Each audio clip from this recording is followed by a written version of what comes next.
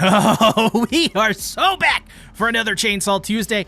And boys and girls, we got a pretty insane chapter this week. Fujimoto gave us our biggest glimpse yet, probably at what is shaping up to be the potential ending, story arcs at least, for Denji and Asa Mitaka, while also teasing some gigantic returns and ending the chapter in a moment that I think will go down, I'm gonna say it, as Part 2's finest. One of Part 2's finest. Let me just future-proof myself there. 215! Oh my god, it picks up from 214. Oh yes, it does. With Yoru descending down this vile trail of guts as Chainsaw Man and the others look up at all. And honestly, I would too. This is Yoru we're talking about. And to top off the grand entrance, we get, in this chapter, fully smug Yoru mirroring her introduction chapter by sitting on a pile of guts. Honestly, I did not see Yoru descending down to greet everyone. Probably should have been obvious, but it is what it is. This was brilliant though, because Yoru is just peak smug in this entire chapter for absolutely no reason at all. I freaking love how horrible she is, you know? She then acknowledges the presence of Death, Famine, and Chainsaw Man and acts as if they are the ones who need something from her. This is when Little D chimes in that Yoru should accept her conditions of going home and dying in hell. It threatens to use her powers to kill her if she does not. I actually kind of like this fire, this little bit of this bravado from Little D as much as you can get. But I actually just thought this was hilarious because in a sense, she's just coming right out and says it, trying to bluff her way through it. And Yoru just not playing with her games at all. Sees right through that incredible poker face that she has. I also couldn't stop looking at that little curly hair on Asa's head. Like, what the fuck is that? Is that hair or a symbol? Is that a musical note? Why do I care this much? Anyways, Yoru calls her bluff as she knows she won't be able to control her power fully and may end up killing everyone, which is a risk she obviously cannot take as she loves her friends. She loves them, as Marin Kitagawa would say. But she went to karaoke with them and she can't lose those friends. How else is she gonna go to karaoke and watch and stare as she doesn't sing like at all? Honestly, I wonder what she sings like. I wonder what her voice like. I bet it's like really meep, you know, like just very whispery. She's probably very embarrassed, which is funny because why am I talking about this? I really like this bit here because it's just another example of how devils can very easily grow to love humanity just as much as they want to terrorize it. It's even more fascinating because this is Little D, who is the embodiment of death itself. You'd think that she'd be incredibly evil and vile because she's really actually just kind of chill. And basically throughout all of Part 2, she sort of fell in love with humanity itself, and dare I say it, has become more human than a devil in my eyes. Sure, she's got a hole in her body, no organs, has some weird moments here and there, and wanted to plunge humanity into an abyss of darkness. Who doesn't? But she's got friends, and she cares about their lives, and wouldn't dare activate her powers if it meant killing them. It's kind of sweet in her own little way. Yoru then tells D that if she uses her powers, that she will use her own friends to kill all of her friends, which is definitely like, no, my dad is friends with Nintendo. Just because your friend's dad's friend, sister's brother, is friends with Sonic doesn't mean anything, right? But this right here is a gigantic tease. What are these segues this week? And these, by the way, are off script. I don't know what the hell I'm on this week. But anyways, this right here is a gigantic tease, which we will talk about later in the video in more detail. But I think this clearly means that we will be introduced in these next handful of arcs who her friends are. Plus, she says friends is plural, so I don't think we're just gonna see one or two devils. I think we're gonna see a whole gaggle of devils. Probably nothing more than 7 is my guess. I just felt like 7 would be a good number. But we will have to wait and see, of course. But of course, Yoru really isn't here to see Famine or Fammy, her 2 dear sisters, no siree, but to see Chainsaw Man. Because, well, I mean, but of course, what would a horrible woman in Chainsaw Man even be if they weren't there in some way to see Chainsaw Man. I mean, what are they, crazy? She puts it all on the line as blunt as she possibly can. Yoru wants to wage war against Chainsaw Man because they are tied 1-1, and this one will be for all of the marbles.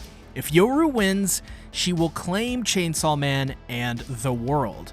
But if Chainsaw Man wins and he gets to claim it as his, which, honestly, that seems like a pretty fair deal at first. I mean, you get an entire planet, but this actually is a deal that neither Denji nor Pochita, and arguably even Yoru, should accept, and for great reason, which I'll get into later. But Yoru doesn't give him the opportunity because she immediately finger bongs Denji like it's prom night after she is slashed into pieces by him.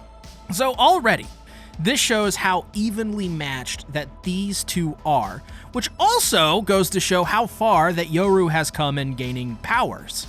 These nuclear weapons really did make her power level on the level of Black Chainsaw Man. That's insane. I mean, can we power rank full power falling devil wearing Yoru? Honestly, if Chainsaw Man, this is another segue by the way, off script. If Chainsaw Man ever gets a fighting game, oh my god. The roster is going to be so great. I'm going to main Kishibe. That's going to be my main. But anyways, I gotta say, I really loved the face that Yoru made when sliced and diced by Chainsaw Man. It just reminded me a lot of that famous End of Evangelion image where you see Rei Ayanami's mutilated everything in what looks to be like hell itself. You know, I should probably do an Evangelion video on this channel. I don't know why, but the more and more I talk about Evangelion and the more this series brings up Evangelion, I feel like viable content on a Chainsaw Man channel, at least for my Chainsaw Man channel, strangely enough would be covering something that isn't even Fujimoto related. Isn't that weird? I don't know. What do you guys think? Put down in the comments below. I know the last time I asked this, a lot of you said yes, but I want, listen, just comment again, okay? I don't know why I ask these things. Anyways, I think Fujimoto's favorite thing to do is cut his characters into pieces. It really does make me wonder if he has a guts fetish, which, yeah. Oh yeah, he does. This is the levitating alien Futanari we're talking about here. But this then leads us to the funniest moments of the chapter, which shouldn't be funny, but I laughed way too hard at this, I'm sorry. So we get our first honest-to-God Denji inner child sequence in a good while now. But something is very different with this one, as Child Denji is joined, well, not by Pochita this time, but fucking Asamitaka, fucking fun name to say by the way, Asamitaka, in all of her tripping glory. So even in Denji's little child mind, he still sees her as the tripping girl, which is very good. I like that a lot. But Denji comes up to her and asks what she is going to do as she recovers from the confidence-ending trip. She tells him that she's been going in this particular direction straight ahead, as she's been chasing it for so long. We don't see what it is, not even a door. Just a pointing finger and emptiness that is ahead, awaiting them. All right, outside of this entire chapter, this is likely one of the most important scenes in, like, part 2 as a whole. If what I'm thinking, and what you may be thinking, comes true, it is my theory that Asamitaka is in Denji's head because this is a representation that they are both headed to the same place. That to me is evident by them both being trapped in the same endless maze that they try to navigate, but to no avail and to no reprieve for their souls. Only a tormenting need for something they can't even describe, but go there because it's their instinct. But what is that thing? Well, I think it's happiness. Or rather, something, if we're going to define it by something less narrow, because that may be too precise, the answer to life. What does it mean? When does the aimless wandering end? And at the end of that wandering, what will they find? Will it be yet another foreign land? Or will it be the future they had hoped for? My guess is they won't ever truly find what they're looking for. Kinda. Because that all-encompassing answer to the biggest life mystery nobody can answer, And the reason nobody can is because it doesn't exist at all. Now here's my theory on this. A little bit of, philosophical C-tactics, Bento stuff going on here. I think they both have already found the answer, and where they are right there, getting gasoline. Here is my theory on this, but I think they both have already found the answer and where they are right now. In this maze is what the answer is. It's an endless alleyway full of paths with people you may encounter along the way to take with you on that journey. And those people have some sort of commonality. And as we know, Denji and Asa are basically just two peas in a really, really messed up pod and have no clue they lucked out big time by finding each other when they did. I think this also gives off some major vibes, not the goal, mind you, but the vibe that we could see the ending to Chainsaw Man be a very happy one with a little bit of bittersweetness, because you gotta add that Fujimoto depth, right? I don't think Asa will die, but I don't know enough to say that is the goal overall, But this is a great sign because I think it's a symbolism that both our main characters are headed to the same direction, and they may now start doing it together, even though technically they may be apart. I don't know. I guess it's like that old saying. In life, there are dirt paths that you must take. They never end. They never stop. They don't lead anywhere. But along these roads, you'll find cities, towns, villages, camps, people, strangers, thieves, succubi. Denji found Asa, and now it is time that he accepted her into her group despite knowing that feeling of losing family. This time can be different.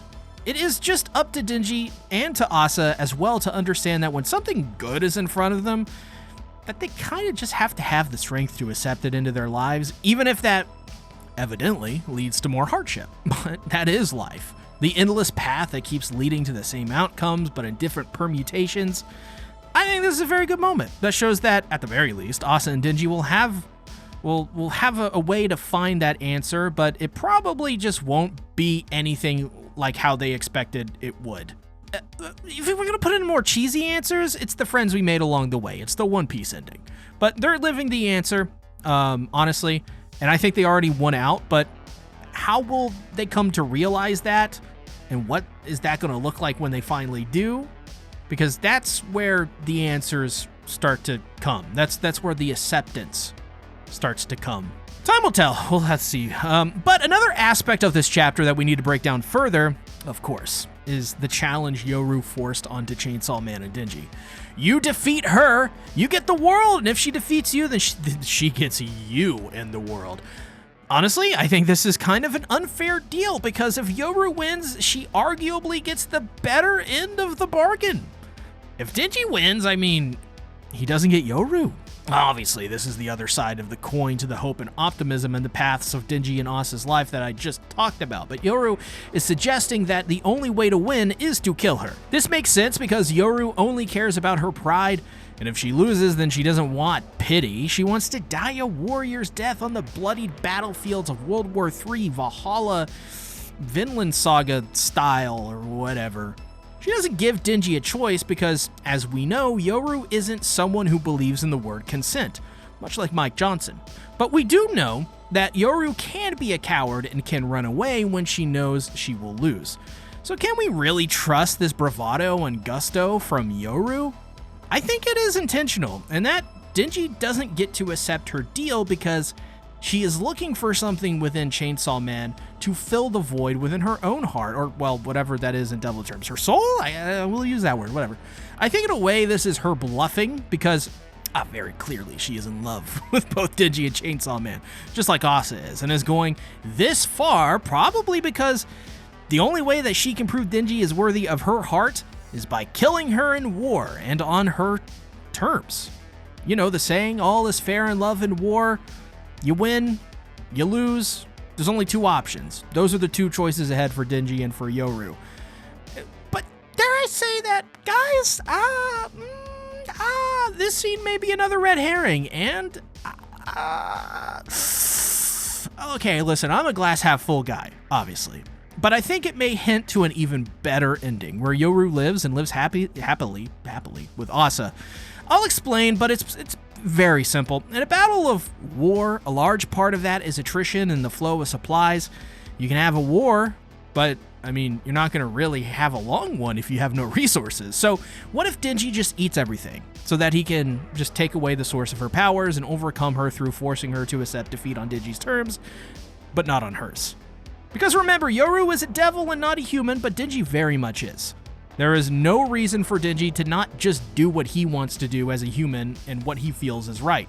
It could very well end this endless cycle of death and despair. Maybe that has to do with the paths. Wait, holy fuck, is Chainsaw Man just attack on... Okay, calm down. See, Dad takes Attack on Titan. Can't hurt you anymore! But yeah, I mean, why does Denji have to kill Yoru when he can just take away the source of her power and be like, suck it up, stop whining, you evil, evil lady.